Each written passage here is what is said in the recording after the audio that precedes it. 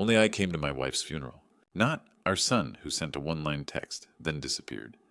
Not our daughter, who demanded we reschedule the funeral for next weekend. Just me watching Margaret's empty service while calculating something my children would never see coming. The funeral director cleared his throat. Should we wait for family? No, I said quietly. Margaret was always there for them. They couldn't spare 2 hours for her final goodbye. What my two children didn't realize was that their cruel absence had just triggered the most expensive mistake of their entitled lives. Before we dive into this shocking family revenge, drop a comment and let us know where you're watching from. We love connecting with viewers around the world who understand what real family loyalty means. My name is Harold Bennett. I'm 74 years old, a retired mechanic and Vietnam veteran living in small-town Ohio. For 47 years, I'd been married to Margaret, the love of my life and mother of our two children.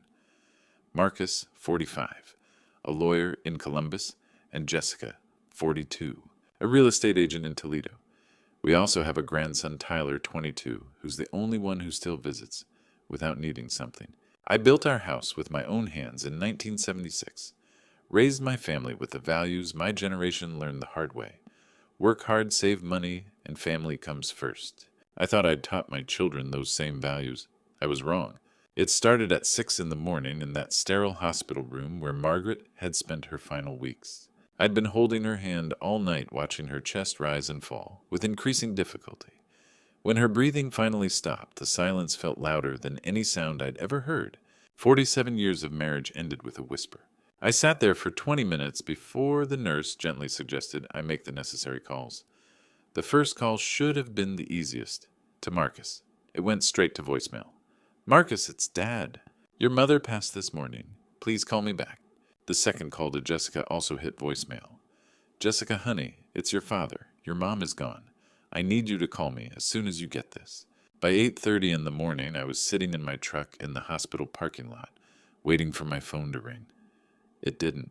The funeral director was kind but efficient. $9,500 later, I'd planned my wife's entire funeral service alone. Every decision, the casket, the flowers, the music Margaret loved, fell to me. At 2 in the afternoon, my phone finally buzzed with a text from Marcus. Dad, so sorry about Mom. I'm at Jake's bachelor party in Vegas. We've had this planned for months, and I'm the best man. Can't bail on the guys now. Plus, I already lost $3,000 on blackjack. Need to win it back before Stephanie finds out. We'll do something nice for Mom when I get back Sunday. I read the message twice, certain I'd misunderstood.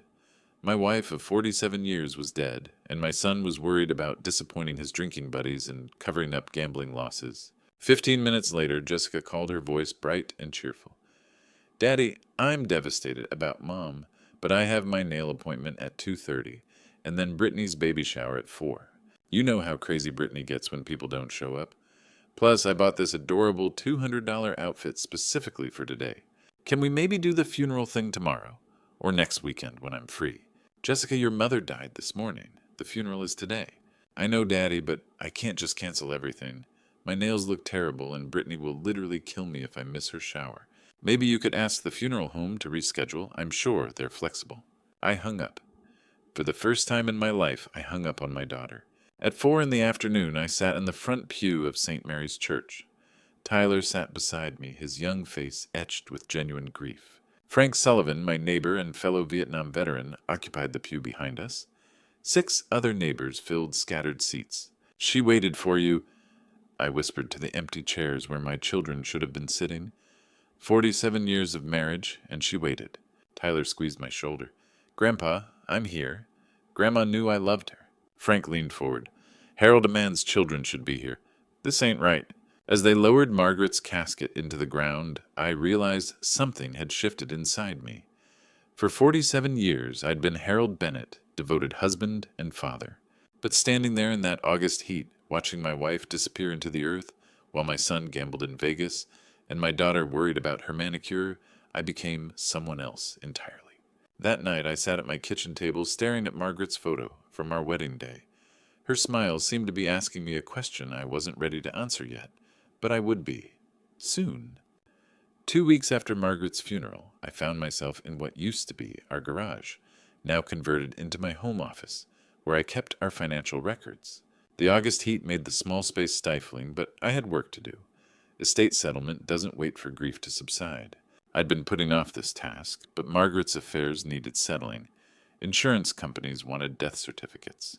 Banks needed account closures. The mundane bureaucracy of death stretched before me like an endless paper trail. I started with Margaret's filing system. She'd always been meticulous about our finances. Bank statements dating back years neatly organized in manila folders. Tax returns, investment records, insurance policies. Everything a lifetime of careful money management produces. That's when I found the first folder labeled Family Loans. My hands trembled slightly as I opened it. Inside, Margaret had documented every dollar we'd given our children over the past decade. Her neat handwriting recorded dates, amounts, reasons. Marcus, business startup, $25,000, March 15th, 2015. Below it in red ink, repayment promised within 2 years, still outstanding. I kept reading. Another entry, Marcus Expansion Capital, $30,000, June 10th, 2018. Same red notation about non-repayment. By 10:30 that morning, I'd tallied $75,000 given to Marcus over 6 years. Not one penny repaid. Jessica's folder was equally damning. $45,000 for various emergencies and lifestyle expenses. New car down payment, home renovations, debt consolidation, private school tuition for her daughters. Each entry marked temporary loan in Margaret's careful script, each one unpaid. I sat back in my chair staring at the numbers. $120,000 to our 2 children, plus another $60,000 in smaller amounts over the years. Graduation gifts that became loans. Christmas money that never came back. Vacation funding that turned permanent. $180,000. Gone. I don't know how many fathers like me have trusted their children so blindly. Have any of you ever felt like a fool for giving away too much? Please share with me in the comments below. The irony wasn't lost on me. Today was my 75th birthday, and I was discovering just how thoroughly my children had been bleeding me dry. 75 years old today, 47 years married, buried my wife alone, and apparently I'd been funding their lifestyles, while they couldn't be bothered to show up for their mother's funeral. The afternoon passed in silence. No birthday calls, no cards, no acknowledgement that I'd reached another milestone without my partner of nearly 5 decades. At 6 that evening, my phone finally rang. Marcus. Happy birthday, Dad. Sorry I'm calling late. Crazy day at the office. Hey, any word on Mom's life insurance? I know this sounds terrible, but Stephanie and I are looking at a bigger house, and we could really use some help with the down payment. I stared at Margaret's folder in front of me. Marcus, according to your mother's records, we've given you $75,000 over the years. Not $1 repaid. Silence. Then, Dad, those weren't loans. Those were investments. Family helping family. Besides, I know this is hard, but we need to be practical about Mom's assets. She would have wanted us to use them wisely. Practical, like missing your mother's funeral was practical. Dad, don't be like that. You know I had obligations. Look, can we talk about the insurance money? I really need to know where we stand financially. I hung up. 90 minutes later, Jessica texted, Happy birthday, Daddy. Hope you're doing okay. Quick question. Any chance I could get Mom's jewelry appraised? The girls are getting older, and I want to make sure they get equal shares. Also, do you know if there's any cash from her accounts? I'm having some unexpected expenses. I turned off my phone and pulled out a legal pad. At the top, I wrote, Every loan, every broken promise. Then I started writing. Marcus, Vegas bachelor party instead of funeral. Jessica, nail appointment and baby shower instead of funeral. Marcus, $75,000 zero repaid. Jessica, $45,000 zero repaid. The list grew longer as memories surfaced. Missed birthdays, forgotten anniversaries, holidays spent alone while they were too busy with their own families, phone calls that only came when they needed money. By the time I finished, I had filled 3 pages. 3 pages of evidence that my children saw me as nothing more than a bank account with a heartbeat. I closed the legal pad and looked at Margaret's photo on my desk. Maggie, I whispered, I think it's time I stopped being practical their way and started being practical mine. The next morning I woke with a clarity I hadn't felt since Margaret's diagnosis. For the first time in months, I had a mission. In the Army we called it reconnaissance. Know your enemy before you engage. My children had been treating me like a fool for 10 years. Time to show them what this old soldier still remembered about strategy. I cleared my kitchen table and spread out every financial document Margaret had kept. Then I opened my laptop. Tyler had taught me to use spreadsheets last Christmas, and began entering data with the same methodical precision I'd once used to inventory equipment in Vietnam. Marcus $25,000 for startup, never repaid. $30,000 for expansion, never repaid. $20,000 for emergency, never repaid. Total $75,000 over 6 years. Jessica $20,000 for home renovation, never repaid. $15,000 for car payments, never repaid. $10,000 for various crises, never repaid. Total $45,000 over 7 years. Miscellaneous family loans $60,000. Grand total $180,000, gone forever. At 10 that morning, I called Thomas Fields, the attorney who'd handled our wills 20 years ago. Harold, I was sorry to hear about Margaret. How are you holding up? Tom, I need to make some changes to my will. Harold, I can see you Thursday at 2 p.m. Bring all relevant documents. I'll bring everything. That afternoon, Tyler knocked on my back door. My grandson had always been different from his parents. He actually showed up when he said he would. Hey, Grandpa.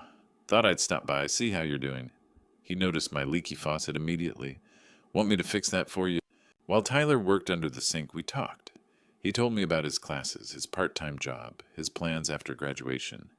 Not once did he ask for money or mention what he might inherit someday. Grandpa, you seem different since Grandma died. You okay? I poured us both coffee and made a decision. Tyler, I want to show you something. I led him to the kitchen table where my spreadsheet was still open. His eyes widened as he scanned the numbers. Grandpa, that's a lot of money. Did they ever pay any back? Not a dime, Tyler. Not one dime in 10 years. Tyler sat back in his chair, processing what he was seeing. And they didn't come to Grandma's funeral because of a bachelor party and a nail appointment. That's right. That's not right, Grandpa. That's not family. For the first time since Margaret's death, I smiled. Really smiled. No, it's not. But you are. That evening after Tyler left, I spent 3 hours researching Ohio inheritance law.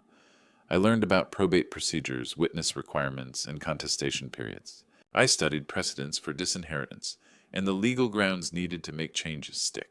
Margaret had always handled our legal affairs, but I wasn't helpless. 40 years as a mechanic teaches you to read technical documents. Military service teaches you to plan operations. I printed out relevant statutes and case law organizing everything in manila folders. By midnight, I had a complete battle plan. The next morning, Tyler called. Grandpa, I've been thinking about yesterday. Are you going to do something about it? It's some battles you have to fight alone, Tyler. But this one's for your grandmother's memory. You'll see, Tyler. But I want you to know, whatever happens with your father and aunt, you've already proven you understand what family really means. I picked up my phone and confirmed my appointment with Thomas Fields. Thursday at 2 p.m., time to execute the mission. Thursday afternoon at 2 o'clock, I walked into Thomas Fields' law office carrying a banker's box filled with 40 years of financial documentation. The office sat on the courthouse square in a brick building that had housed lawyers since before I was born. Mrs. Patterson Thomas's secretary greeted me with the kind of professional sympathy reserved for widowers settling estates. Mr. Bennett Thomas is ready for you. Can I get you some coffee? No, thank you, ma'am. I'm here on business. Thomas Fields had aged well in the 20 years since he'd drafted our original wills. Silver-haired, sharp-eyed, the kind of attorney who'd built his practice on handshake deals and ironclad contracts. Harold, good to see you, though I wish it were under better circumstances. He gestured to the chair across from his mahogany desk. Let's talk about what you need. I set the box on his desk. Tom, I need to change my will completely. Thomas pulled out a thick folder. Let me review your current documents first. He opened to the first page. Right now, you have Marcus and Jessica as equal beneficiaries of your estate, with Tyler receiving a small educational fund. Standard family arrangement. That was before I discovered what kind of family I actually have. I began removing documents from my box. Bank statements dating back 10 years. Canceled checks made out to Marcus and Jessica. Loan agreements that were never honored. Promissory notes that became permanent gifts. Tom, over the past decade, my children have taken $180,000 from me. Not borrowed. Taken. Not one penny ever repaid. Thomas examined the papers, his expression growing more serious with each document. Harold, this is extensive. You've documented everything. Military training. Always keep records. I spread the evidence across his desk like battle plans. Marcus took $75,000 for various business ventures. Jessica took $45,000 for emergencies and lifestyle expenses. Another $60,000 went to miscellaneous family loans that were never repaid. When I looked at those numbers again, $180,000, I wondered how many other fathers like me had been exploited this way without ever realizing it. If you have a similar story, don't hide it. Please share it with us in the comments. Thomas leaned back in his chair, and they didn't attend Margaret's funeral. Marcus was at a bachelor party in Vegas.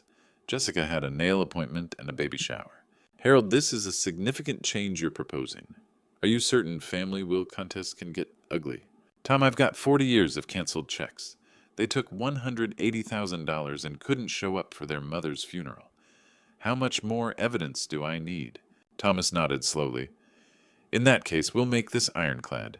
Your military service records will help establish mental competency. Your documentation proves a pattern of financial exploitation. What exactly do you want to do? Remove Marcus and Jessica entirely. Everything goes to Tyler, your grandson. He's the only one who sees me as family, not a bank account. He's the only one who showed up when it mattered. Thomas pulled out a legal pad and began writing. Ohio law requires specific procedures for will changes this significant. We'll need 2 witnesses who aren't beneficiaries. Notarization is mandatory, and we're required to notify the previous beneficiaries within 30 days. How long will this take? 2 weeks to draft the new documents properly. Then we'll schedule a witness ceremony. After that, there's a 30-day notification period, during which Marcus and Jessica can contest if they choose. Will they be able to overturn it? Not with this documentation. Your evidence of financial exploitation combined with their absence at Margaret's funeral creates a compelling case for disinheritance. Plus, your military service establishes a pattern of sound decision-making. I felt something I hadn't experienced since Margaret's diagnosis control. For the first time in months, I was the one making decisions that mattered. Tom, let's do this right. I want every I dotted and every T crossed. Thomas closed the folder and looked at me seriously. Harold, once we notify Marcus and Jessica, there's no going back. They'll know exactly what you're doing. Good. It's time they learned what consequences look like. 2 weeks later, I sat in Thomas Field's conference room at 10 in the morning, surrounded by the legal machinery that would change my family forever. The new will lay before me 23 pages of precise legal language that would strip Marcus and Jessica of everything they'd expected to inherit. Frank Sullivan sat to my right, uncomfortable in his best suit. My neighbor, Mrs. Dorothy Chen, sat across from us, her hands folded primly in her lap.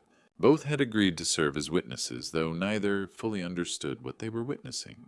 Harold Thomas said formally, "This document revokes all previous wills and codicils. It names Tyler Bennett as your sole beneficiary, with the exception of small charitable donations. Do you understand the contents of this will?" "I do." "Are you signing this of your own free will without coercion or undue influence?" "I am." I picked up the pen and signed my name with the same steady hand that had signed military orders in Vietnam. Harold James Bennett, the signature that would protect everything Margaret and I had built, from the children who saw us as nothing more than a retirement fund. Frank and Mrs. Chen signed as witnesses their signatures, making my decision legally binding. At 10:30, the notary public stamped the final page with her official seal. The will was now valid under Ohio law. Thomas, what happens next? I'm required by law to send certified notification to Marcus and Jessica within 30 days. They'll have the right to contest, but given your documentation of financial exploitation and their absence at Margaret's funeral, any challenge would be unsuccessful. I felt a weight lift from my shoulders that I hadn't realized I'd been carrying. How long before they know? The letters will go out tomorrow. They'll receive them by Friday. At 2 that afternoon, I called Tyler from my kitchen phone. "Grandpa, how did it go?" "It's done, Tyler. You're my heir now." Silence on the other end. "Then, Grandpa, I don't know what to say. I'll try to be worthy of this." "Tyler, you already are. You're here when it matters." "What about Dad and Aunt Jessica?" "They made their choices, Tyler. Now they'll live with the consequences." An hour later, Frank knocked on my back door. He'd changed out of his suit into his usual work clothes, but his expression remained serious. "Harold, you sure about this family's family, even when they disappoint you?" I poured us both coffee and sat across from him at Margaret's kitchen table. "Frank, they took $180,000 and missed their mother's funeral. What more evidence do I need? Frank stirred his coffee thoughtfully. 40 years I've known you, Harold. Never seen you make a decision lightly. If you say this is right, then it's right. I appreciate that, Frank. I really do. Those kids of yours, they're going to be mighty upset when they find out. Let them be upset. Maybe it'll teach them something their mother and I failed to. That evening after Frank left, I sat at my desk and wrote a letter to Margaret. Not to mail, just to write. Something I'd been doing since she died, a way of keeping her close. Maggie, I did what you would have wanted. Protected what we built. Tyler understands what family means. He'll take care of this place, carry on our values. Marcus and Jessica chose their paths long ago. Now they'll have to walk them without our money smoothing the way. I folded the letter and placed it in the box with all the others I'd written to her. Tomorrow Thomas would send the notifications. By Friday my children would know that their inheritance was gone. The real fight would begin then. But tonight, for the first time since Margaret's funeral, I felt at peace. Friday morning at 10 o'clock, 2 certified letters were delivered to my children's workplaces. I knew because Thomas had called to confirm delivery. Marcus received his at his law firm in Columbus. Jessica got hers at her real estate office in Toledo. By 11, both would know that their expected inheritance had vanished. I didn't have to wait long for the reaction. At 11:30, my phone exploded with Marcus's fury. Dad, what the hell is this? You can't just cut us out. This has to be some kind of mistake. I'd been expecting this call, but the venom in my son's voice still caught me off guard. No mistake, Marcus. It's exactly what it says. Dad, you're not thinking clearly. Grief can affect judgment. Let's talk about this reasonably. Reasonably, like missing your mother's funeral was reasonable. That was different. I had obligations. You know how important my career is.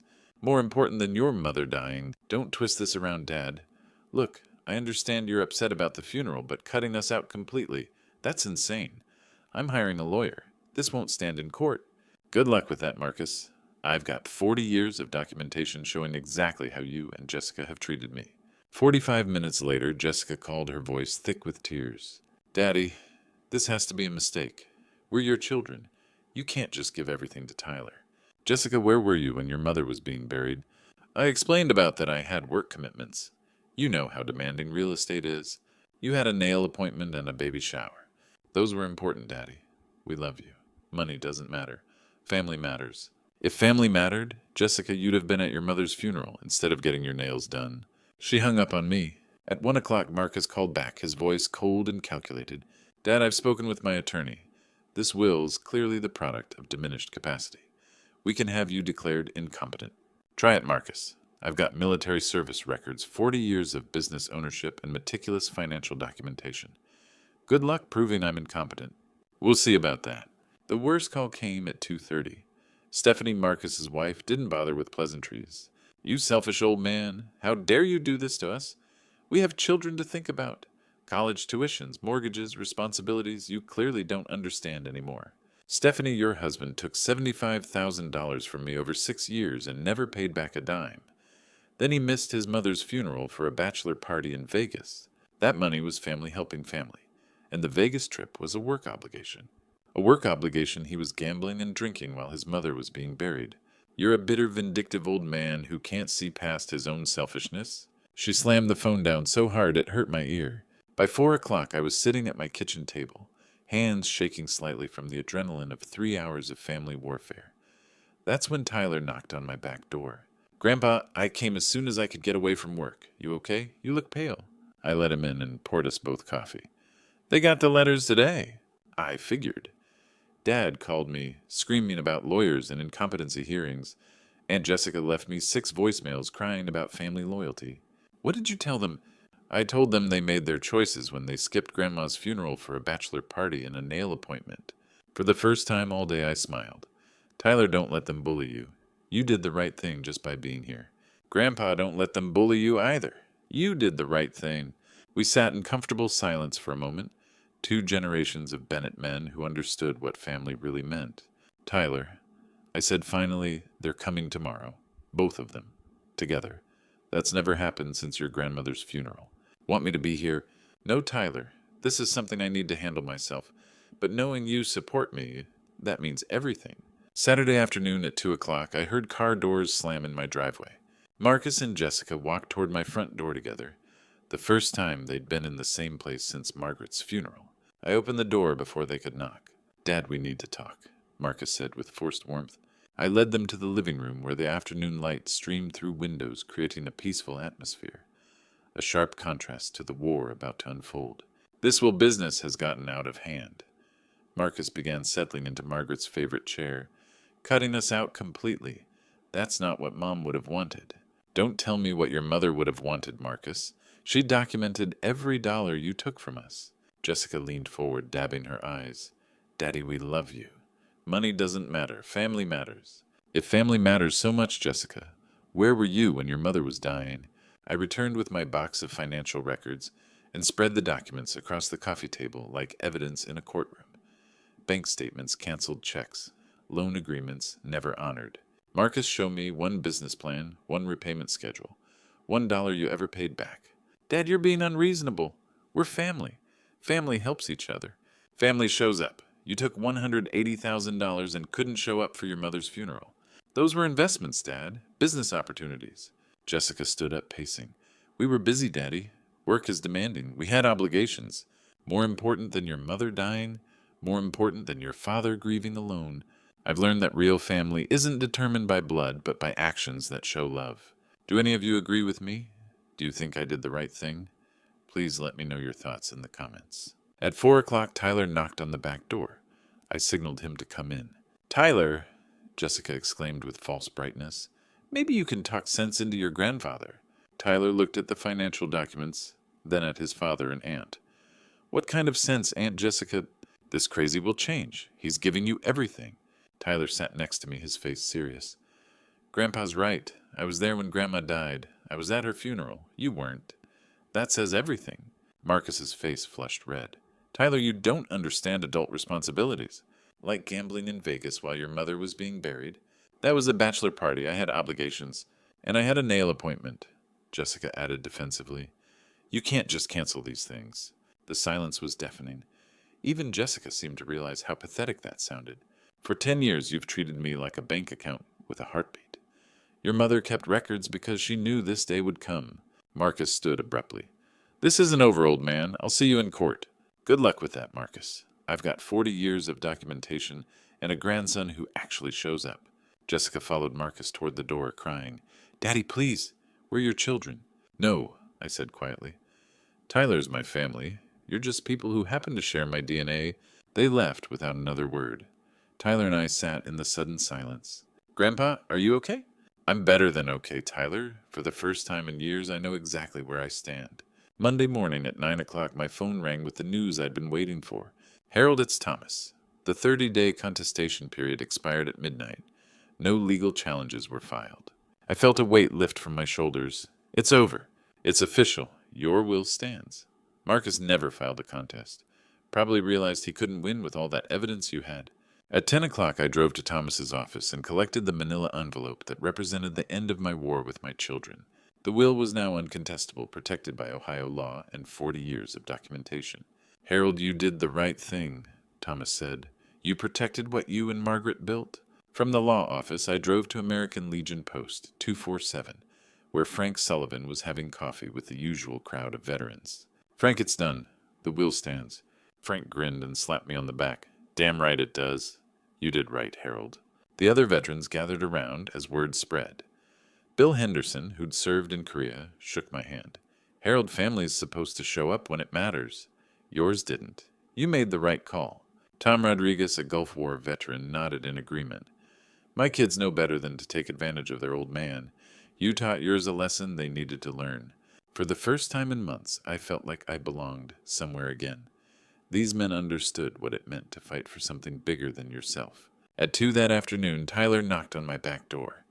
I could tell by his expression that he'd heard the news. "Grandpa, Dad called me this morning. He was furious that you won. How do you feel about it, Tyler?" "I feel like justice was served."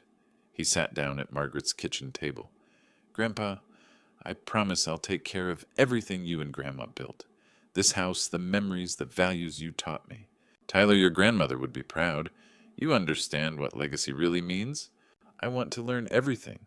How to maintain the house, fix things when they break, take care of the garden. You've already proven you're the man I hoped you'd become. That evening I sat in Margaret's garden as the sun set behind the maple trees. The autumn air was crisp, carrying the scent of fallen leaves. For the first time since her death, I felt at peace. I looked at her photo on the garden bench beside me. Maggie, our grandson, gets it. Our family line continues through him. A gentle breeze rustled the remaining leaves, and I chose to believe it was her way of saying she approved. As I was heading inside, Tyler appeared at the back gate. "Grandpa, will you teach me to fix that loose porch board tomorrow? I want to learn how to take care of this place properly." I smiled, feeling hope for the future. "I'd be honored to teach you, Tyler. We'll start first thing in the morning." Tuesday morning, Tyler arrived at 7:30 with his toolbox ready to learn. We spent the morning replacing the loose porch board. I showed him how to measure twice and cut once, how to secure nails properly. His hands were young and willing. That's what mattered most. At noon, we ate sandwiches on the newly repaired porch, looking out at Margaret's garden where the last roses were fading gracefully. "Grandpa, thank you for trusting me with this. I won't let you down." "Tyler, you already haven't. You showed up when it mattered." The afternoon passed teaching him house maintenance, checking the foundation, cleaning gutters, maintaining the furnace. With each lesson, I saw Margaret's values taking root in another generation. "Why didn't Dad ever want to learn this?" Tyler asked. "Your father was always looking ahead to the next big thing. Sometimes the most important things are right in front of you." Evening found us in Margaret's garden. Tyler studied my 40-year maintenance notebook, asking thoughtful questions about repairs and procedures. "I'm going to take good care of everything you and Grandma built together." I watched this young man who understood what his father and aunt never had. Legacy isn't measured in dollars, but in values passed down. "Margaret, I thought our legacy is safe. Not in money, but in values." The sun set behind the maple trees. Tyler planned tomorrow's projects, winterizing the garden, checking the roof. For the first time since Margaret's death, I felt complete peace. "Tyler, hand me that hammer. Let's fix that loose step." "Yes, sir, Grandpa. We've got work to do." Sometimes life teaches us the hardest lessons through the people we love most. Harold's story reminds us that true family isn't defined by blood, but by who shows up when it matters. In a world full of betrayal stories like this one, we see how children can take their parents' love for granted. God has a way of revealing people's true character during our darkest moments. When Margaret passed away, the Lord showed Harold exactly who his children really were through their absence. These grandpa stories teach us that sometimes God's greatest blessings come disguised as painful revelations. Harold's decision wasn't about revenge. It was about protecting his legacy and rewarding genuine love. Among all the betrayal stories we hear, his stands out because he chose dignity over bitterness. These grandpa stories remind us that the Lord honors those who stand firm in their values. What betrayal stories have shaped your family? Have you witnessed similar situations where God revealed someone's true character? Share your thoughts below subscribe if this touched your heart, and let us know. Do you think Harold made the right choice? Your story might help someone else.